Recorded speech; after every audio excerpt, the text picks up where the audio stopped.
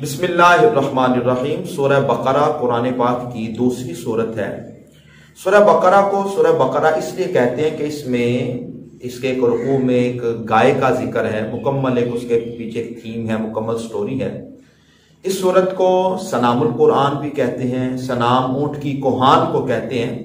तो इसको सनामुल कुरान इसलिए भी कहा जाता है कि जिस तरह ऊँट की कोहान ऊँट के ऊपर होती है, इस तरह फजीलत में भी सूरह बकरा कुरान पाक की बाकी सूरतों में से फजीलत वाली है और आयात की तादाद के एतबार से भी बड़ी है। सूरह बकरा की फजीलत के बारे में जो नबी अकरम सल्लल्लाहु ताला अलैहि वसल्लम के फरामीन हैं, उनमें से चंद समात फरमाइए। प्यारे आका मौला सल्लल्लाहु ताला अलैहि वसल्लम ने फरमाया कि सूरह बकरा की तिलावत घरों में बरकत है और इसका ना पढ़ना हसरत है। और जिस घर में सूरह बकरा पढ़ी जाती है, बिलखुसूस सूरह बकरा की आखिरी 2 आयात तिलावत की जाती हैं, शैतान उस घर से भाग जाता है।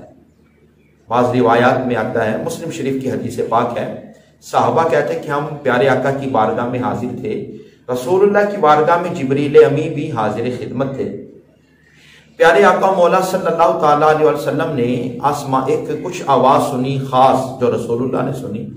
तो प्यारे आका ने फरमाया कि मैंने अभी जन्नत के दरवाजा खुलने की आवाज़ सुनी और एक फरिश्ता निकला।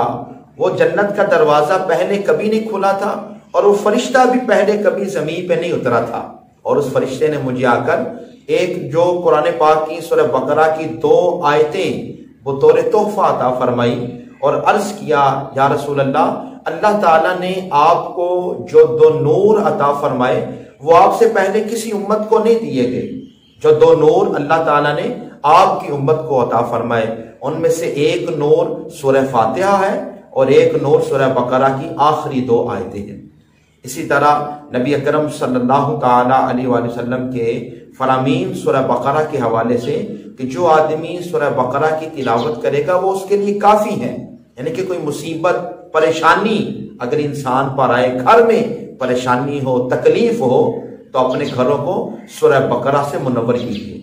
इसी तरह नबी अकरम सल्लल्लाहु ताला अलैहि वसल्लम ने फरमाया, अपने घरों को कब्रिस्तान मत बनाओ और उनको सूरह बकरा की तिलावत से मुनव्वर करो।